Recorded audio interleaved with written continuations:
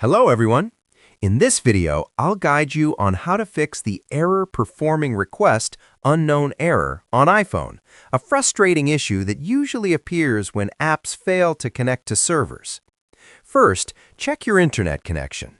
Make sure you're connected to a stable Wi-Fi or mobile data network.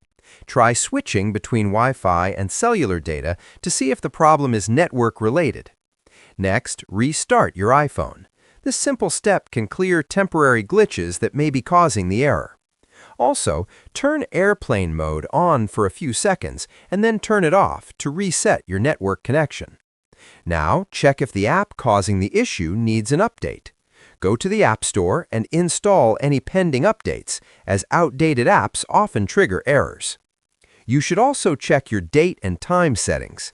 Set them to automatic because incorrect settings can prevent secure connections. If the issue continues, reset your network settings by going to Settings, General, Reset, and then selecting Reset Network Settings. Finally, if nothing works, reinstall the app to refresh its data and fix the error. Subscribe the channel for more videos.